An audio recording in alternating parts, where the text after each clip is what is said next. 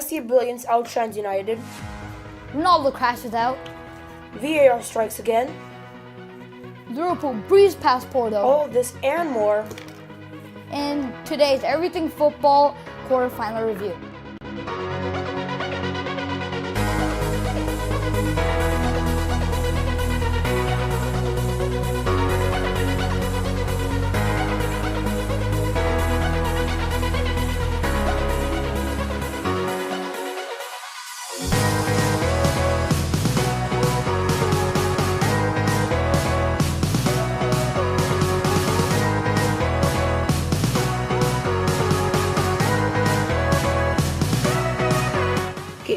Barcelona 3, Manchester United 0. 2 goals from Messi and 1 from Coutinho helped Barcelona beat Manchester United 3-0 at Camp Nou and 4-0 on aggregate. The 1-0 advantage coming from Old Trafford, Messi scored 2 goals in the opening 20 minutes and was finished off with a brilliant goal from Coutinho in the 60th minute. Just wow. I don't know how to explain it. Okay. Messi's brilliance truly outshined Manchester United. But you can't forget Coutinho's brilliant goal. Okay. Well, Messi honestly should have only scored 1, but that De Gea mistake, he let it slip right through his hands. I bet you and I could save that. Actually, I probably couldn't. But like, a goalkeeper at his level, some consider him the best right now in world football, he should easily save that. Easily. I don't know what he was doing, man. Yeah. And even Ole Gunnar Solskjaer, he named a brilliant attacking lineup: Anthony Martial, Jesse Lingard, Marcus Rashford. But those 2 first half goals pretty much finished the case for Manchester United. To be honest, in the beginning few minutes, they could have easily changed the course of the match, but it just didn't go their way, and Barcelona managed to make 2 goals in the first 20 minutes of the match to put an end to the tie. Rashford brought a shot against the bar in the very first few minutes, but went off the bar and Manchester United couldn't gain an advantage at Camp Nou.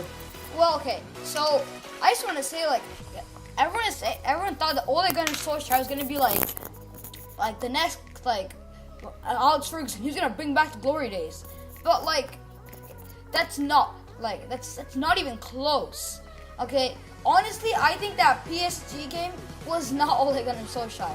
Okay, well, currently Manchester United are doing worse than they did last season, and they thought Jose Mourinho was bad. They're sitting 6th in the table, and there's no chance right now. I don't think there's a chance of them getting Champions League football. Sorry.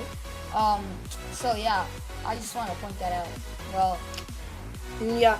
So De Gea had a pretty bad match. I mean, he denied that Sergio Roberto shot after Messi left Phil Jones chasing the ball in random directions. But he was helpless as Coutinho struck at the hour mark with a brilliant outside-the-box finishing goal, typical of Coutinho. Ter Stegen also made a brilliant 90th minute save to deny Alexis Sanchez from scoring a consolation goal for Manchester United. Well, okay, well, what does it mean? Messi is just warming up as United season falls. Well, like I said before, Solskjaer, I don't know. I don't think United fans will be too happy about him right now. Yeah. I mean, Solskjaer had like a brilliant rush when he came to Manchester United. Everybody was like, he's gonna change the season. But they have lost 5 of their past 7 games, and I don't think there's any chances of any silverware coming to Old Trafford this season. Yeah, so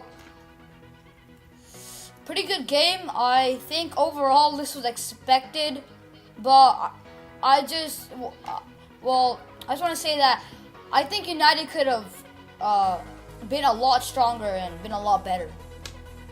I expected a better fight from United. Yeah.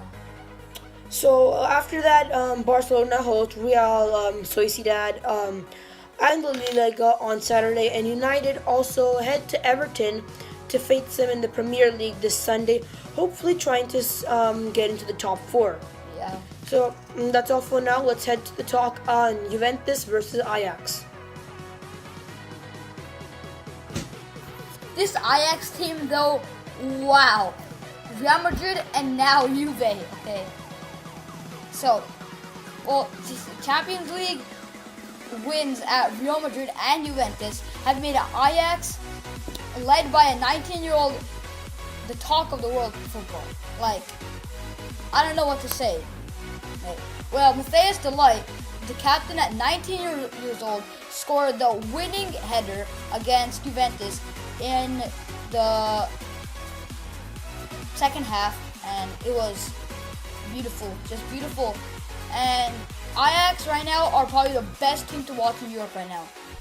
You just don't know what to expect, and I really hope they can make it to the final. Yeah, many Ajax have surprised a lot, to be honest. I mean, at the beginning of the match, even Juventus fans started to applaud the Ajax players. People from all over the world showed their support for Ajax's very young squad that already managed to beat two Champions League giants, Ronaldo's former team and Ronaldo. Ajax they didn't just beat Juventus. They totally outplayed them. Yeah, I mean, the same thing at Real Madrid and the Bernabeu. Ajax just tore Juventus apart. They're gods of away legs. Yeah, I know. They wrecked in the Allianz Stadium and they wrecked in the Bernabeu. Yeah. Ajax is their first semi-final in the Champions League since 1997. So, but to be honest, many Ajax players actually commented that the Champions League away leg at the Bernabeu was more difficult than at Juventus, which, to be honest, is pretty surprising because Real Madrid have had a pretty bad season since before Zidane came to Real Madrid. Well, truly, Juventus didn't have a great season. Like, really. Okay, they're breezing past the Serie A, I understand, but they're not really having the greatest That's season. true. They're already out of the Coppa Italia and now they're out of the Champions League. There's only hope for one trophy at Juventus this year, which is already one less than Barcelona. Pretty much. Yeah, and there's now so many Ajax youngsters that are able to sign, like Matthias de Ligt, 19 years old, Donny van de Beek, he scored a goal in the game, he's only 21, Frenkie de Jong and Devin Mira, 22 apiece, and Andre Onana is also 23. They're super young and they have a big career ahead of them. Daley Blind is also 29 years old last month. He rejoined Ajax from Manchester United for a club record fee of 14.1 million. Blind would be the ideal captain, but to be honest, he doesn't really lead through words, more of actions. And Matthias de Ligt is more of a leader. He truly deserves it. He's 19 years old, but he plays like a veteran defender. A hero, to be honest. That he's the only reason that Ajax are at this moment in the Champions League semi-final. And Ronaldo has been knocked out earlier than any other season for the past 9 years, and out of the Champions League. No, So just wow. Okay, that's all for now. Next up, we have VAR striking again in the Etihad Stadium as Spurs edge past Manchester City. Another classic at the Etihad Stadium, Spurs with the help of VAR edged past Manchester City thanks to Fernando Llorente's goal 17 minutes from the end of the match. VAR was the deciding factor that cleared Fernando Llorente's goal and disallowed Raheem Sterling's. Tottenham's manager Mauricio Pochettino predicted the meeting with the exciting and young Dutch side would be an open and exciting game.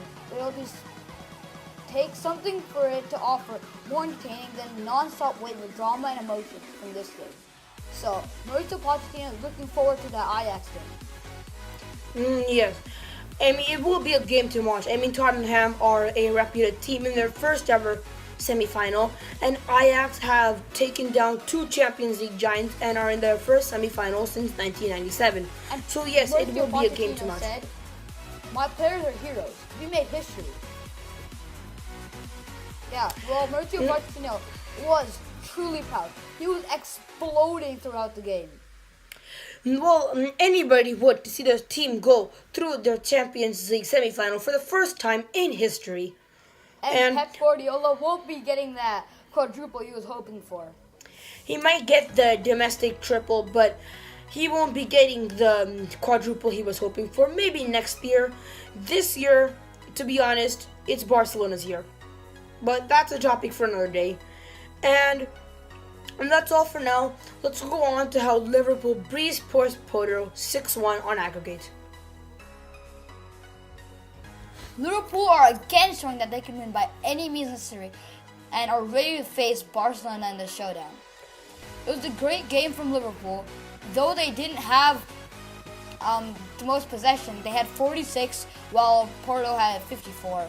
They had 9 total shots, 6 on target, and all 6 went in, while Porto had 10 on target and 1 went in and 9 off target. Porto did dominate the game, but Liverpool, yeah, they deserved it, truly. To be honest, Porto were aggressive and they were relentless in the first half an hour, which they had a really good chance to overthrow the 2-0 deficit, but Liverpool countered that by stalling time, to be honest, taking their time with throw-in, free kicks, goal kicks, anything to make sure that Porto would not overthrow the 2-0 deficit, which wasn't exactly the smartest thing to do away, but it turned out to work. They still managed to get 4 goals in. Porto only got 1, and it was a huge margin on aggregate. Well, so Liverpool have comfortably won their last 3 games against Bayern Munich and 2 versus Porto, but doing that against Barcelona, or rather doing that against a team with Lionel Messi in it, is a different challenge entirely. Wait, no. Klopp says, thank God, I don't have to think about it tonight. Klopp has never faced Barcelona before, and when he was asked about how he would stop Messi, he said, I have a few more nights to think about it. Everyone has tried that so far, and nobody can do that. We're looking forward to it, but we have so many different jobs to do before. So, yeah, that's all for today, guys. Make sure you guys comment below what you guys think about the quarterfinal. Your predictions for the semifinal. Thanks for everything, by the way. Yeah, make sure you guys drop a like, smash the subscribe button, tap the bell for notifications. And that's all for now. Don't forget to check out some of our other videos. Until next time, peace.